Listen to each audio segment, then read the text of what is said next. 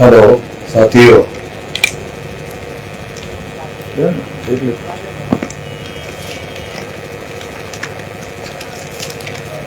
साथियों, भारत मुक्ति मोर्चा, राष्ट्रीय पिछड़ा वर्ग मोर्चा,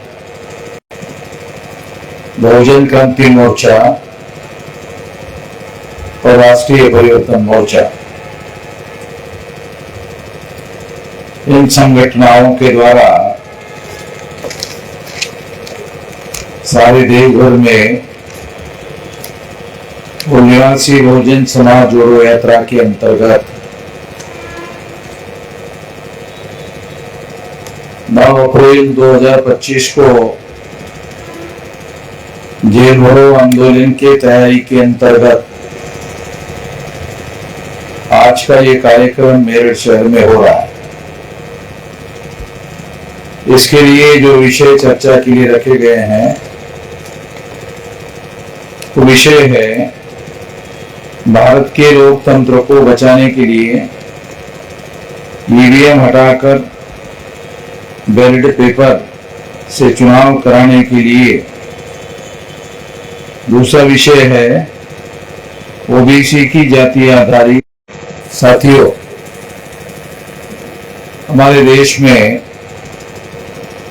1848 से लेकर 1956 तक अगर हम गिनती करें तो हमारे महापुरुषों के द्वारा 1848 को ज्योतिराव फुले ने अपना आंदोलन शुरू किया और 1956 तक बाबा साहब अम्बेडकर ने इसको आगे बढ़ाया। इसकी गिनती करो 108 साल होते हैं। इस 108 साल के संघर्ष के बदौलत बाबा साहब अम्बेडकर ने जो सबसे बड़ा अधिकार हासिल किया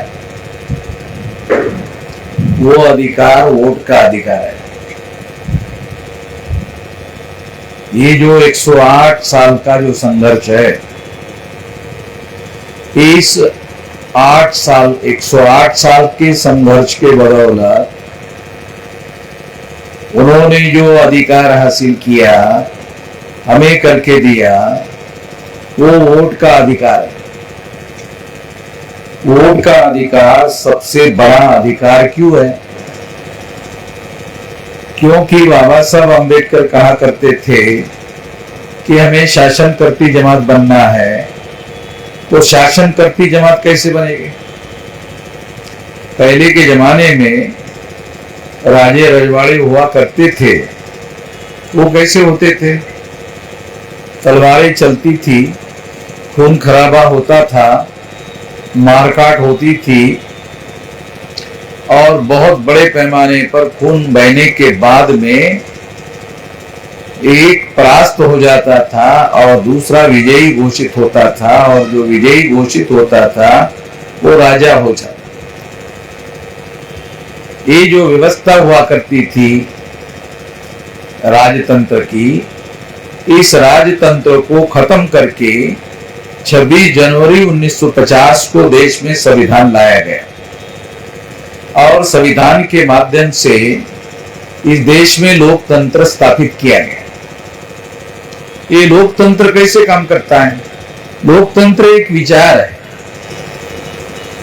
लोकतंत्र एक आइडिया है, एक विचार है। इसको व्यवहार में लाने के लिए, लोकतंत्र को व्यवहार में लाने के लिए वोट का अधिकार है। अगर सारे दुनिया में लोकतंत्र है तो उसका व्यवहारिक रूप है चुनाव, और चुनाव में लोगों को अधिकार बहाल किया गया कि आप अपने पसंद की सरकार चुनो।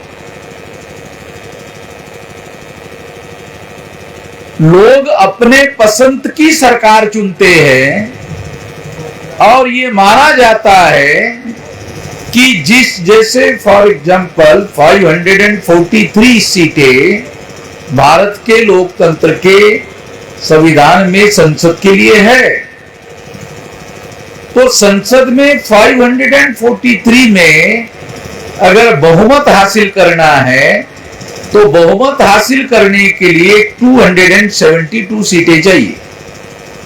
जिस किसी पार्टी को 272 सीटें मिलेगी उसको सिंपल मेजोरिटी के साथ में उनकी सरकार बन जाएगी। तो ये सरकार चुनने का अधिकार वोटर लोगों को है। पहले जब संविधान लागू हुआ तो संविधान में 21 साल के व्यक्ति को वोट का अधिकार बहाल हुआ और बाद में इसे 18 साल का कर दिया।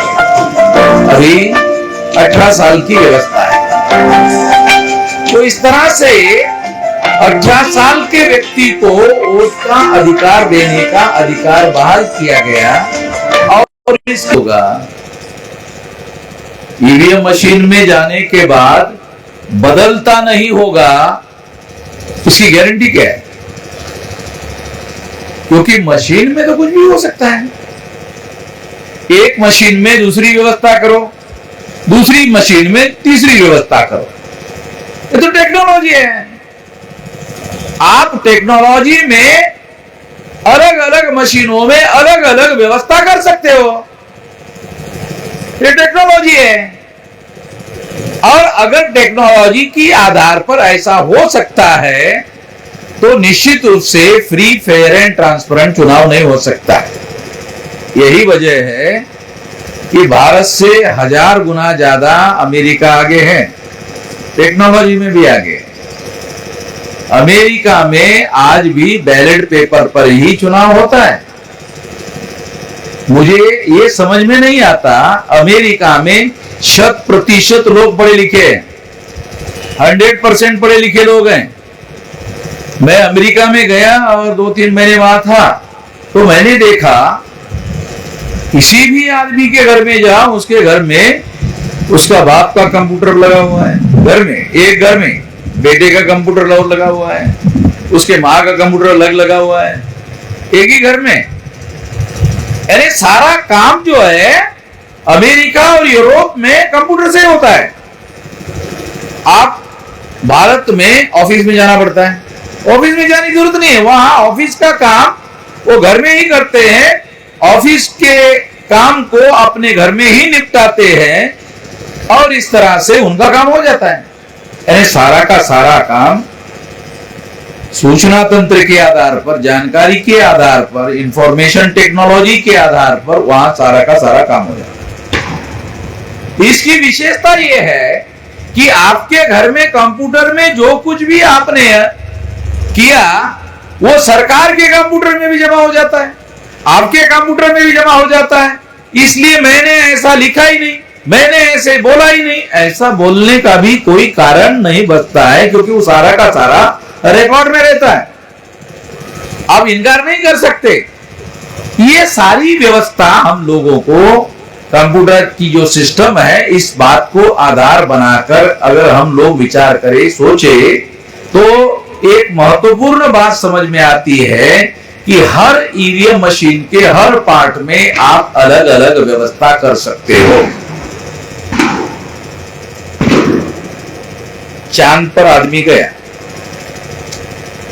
चांद पर आदमी चलता हुआ से अमेरिका में और यूरोप के लोगों ने ईवीएम मशीन के माध्यम से चुनाव कराना रद्द कर दिया है। वहां नहीं होता है। अमेरिका में 100% लोग पढ़े लिखे होने के बावजूद भी वहां पर ईवीएम मशीन नहीं है। इंडिया में हम लोग अभी भी नहीं कह सकते 100% लोग पढ़े लिखे हैं। शहरों में ऐसा हो सकता है, मगर गांवों में अभी भी पढ़े लिखे लोग नहीं हैं। 2 प्रकार की, और ये जागृति इतनी ज्यादा बढ़ गई है कि अब 2000 के बाद में हम इसकी व्यवस्था ना करें तो इन लोगों के पास ये सरकार के सारे सूत्र चले जाएंगे, सरकार इनके नियंत्रण में चली जाएगी। इसलिए 2004 में उन्होंने ईवीएम मशीन 100% वोट का सिस्टम लागू कर दिया। सारे देश भर में इसका विरोध हो रहा है। पहले तो मैंने सारे देश भर में शुरू की, अब सारे देश भर में सारे देश के लोगों को मालूम हो गया कि ईवीएम में गड़बड़ी होती है। चुनाव आयोग को भी मालूम हो गया, सरकार को भी मालूम हो गया।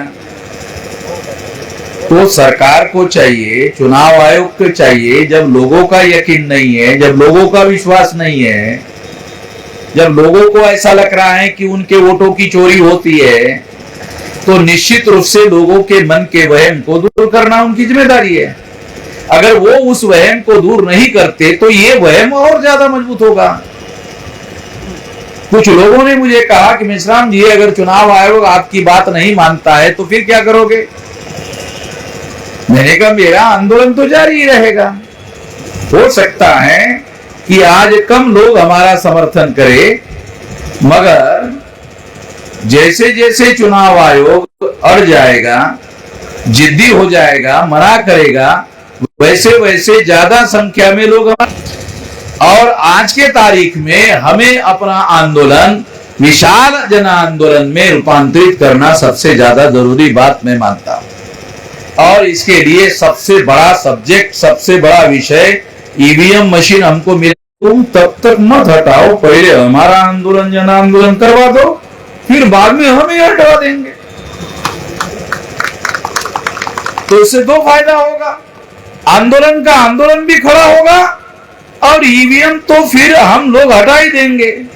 अगर आवश्यकता पड़ी तो 15 तक दो, तोड़ दो, तो फिर हर जगह एक मशीन रखी जाती है दूसरी, तो दूसरे 15 लाख के लोगों को बोल देंगे कि ये दूसरी भी तोड़ दो। जब 15 लाख मशीनें तोड़ी जाएगी तो सारे दुनिया में खबर बनेगी, केवल भारत में नहीं, सारे दुनिया में खबर बनेगी। और ये आंदोलन के उद्देश्य पत्रिका में लिखा हुआ है। अगर आप भारत के संविधान की कॉपी ले लो तो कॉपी लेने के बाद में किया, शूद्रत्व ओबीसी के ऊपर थोपा गया, महिलाओं के ऊपर शूद्रत्व थोपा गया, उनके ऊपर गुलामी थोपी गई है। ये सारी व्यवस्था ब्राह्मणिकल सोशल ऑर्डर के द्वारा बनाई गई है। और ये ब्राह्मणिकल सोशल ऑर्डर के द्वारा बनाई हुई व्यवस्था को बदल, मशीन से भी ज्यादा इस व्यवस्था का निर्माण करना हमारे लिए सबसे ज्यादा जरूरी है। ये हमारे लिए अल्टीमेट ऑब्जेक्टिव है। इस ऑब्जेक्टिव को पूरा करने के लिए आंदोलन शुरू किया गया। मेरी उम्र 19 साल की थी। हमारे देश में कानून है 18 साल की उम्र होने के बाद आप सरकारी नौकरी कर सकते हैं। मैं मेरिट का स्टूडेंट था, इस वजह से बगैर किसी इंटरव्यू के मुझे सेंट्रल गवर्नमेंट में जॉब मिल गया, डायरेक्ट नौकरी लग गई। और डायरेक्ट नौकरी लगने के बाद में मैं जब डिपार्टमेंट में ज्वाइन होने के लिए गया तो वहाँ जो सेक्शन सुपरवाइजर था, उन्होंने एक आदमी को ये कहा कि इनको ट्रेनिंग दे दो। वो दिन भर सवेरे 10 बजे से शाम के 6 बजे तक मुझे डिपार्टमेंटल ट्रेनिंग देता रहा। और 6 बजे के बाद उसने मुझे कहा कि चलो। मैंने कहा कहाँ? बोले चलो। तो वो मुझे बामसेप के मीटिंग में लेके गया। पहले ही दिन, नौकरी के पहले ही दिन बामसेप के मीटिंग में लेके गया। और पहले ही दिन मैं बामसेप के मीटिंग में गया और बामसेप वालों की बातें सुनने के बाद मुझे लगा कि ये काम अच्छा है, इसको करना चाहिए। और मैंने इतने तेजी से काम शुरू कर दिया कि जिसने मुझे बामसेप में लेके गया था उसको फिर मैं मार्गदर्शन करने लग गया। जो मुझे बामसेप में लेके गया था वो फिर मेरी सुनता था। पहले दिन मुझे लेके गया, बाद में मेरी सुनता था, क्योंकि वो ज्यादा समय नहीं देता था। मैं डेली यही काम करता था, डेली यही काम करता था। और जितनी सैलरी मिलती थी सारी सैलरी इसी पर खर्चा करता था। 100% सैलरी ये बामसेप के प्रचार प्रसार के काम में ही खर्चा करता था। और फिर एक समय आया, मैंने कहा कि ये नौकरी सरकार की नौकरी करते करते ये बड़ा काम नहीं कर सकते, इसलिए मैंने इस्तीफा दे दिया। और इस्तीफा देके फुल टाइमर बन गया, पूर्णकालीन कार्यकर्ता बन गया। और पूर्णकालीन कार्यकर्ता बनते बनते महाराष्ट्र में बहुत बड़ा संगठन खड़ा किया।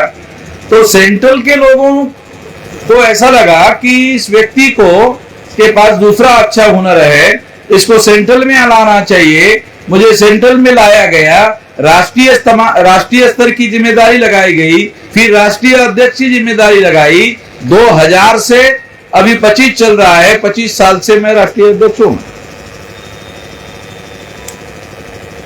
अभी मेरी उम्र 68 चल रही है और 68 की उम्र होने के बाद भी 19 साल के बाद जैसे डेली में सारे देश भर में घूम घूम कर काम करता था, 68 साल की उम्र होने के बाद भी डेली सारे देश भर में घूमकर काम करता हूं। जैसे आज दूसरे प्रदेश से मैं दिल्ली आया, दिल्ली से मैं मेरठ आया, अब मेरठ से शाम को यहां से दिल्ली जाऊंगा और मॉर्निंग में 7 बजे की फ्लाइट है, फिर बॉम्बे जाऊंगा, फिर बॉम्बे में कार्यक्रम है, फिर वहां से बिहार जाऊंगा, फिर बिहार से बंगाल जाऊंगा। तो इस तरह के एक डेली सारे देश भर में कार्यक्रम है। और जवानी में ये मैं करता था 19 साल की उम्र में, अभी 68 साल मेरी रनिंग चल रही है और 68 में भी यही काम कर रहा हूँ। वैसे सरकारी आदेश के अनुसार 58 साल में आदमी को रिटायर हो जाना चाहिए। मैं न रिटायर्ड हो गया हूँ न टायर्ड हो गया हूँ, जंगे मैदान में अभी भी मैं ये लड़ाई लड़ रहा हूँ और इस लड़ाई में आप लोगों का साथ सहयोग मिलेगा।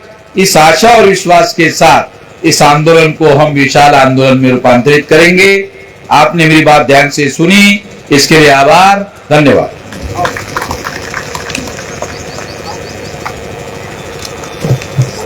जन आंदोलन देंगे, बस 2 मिनट। हाँ, इनके नाम बोलो।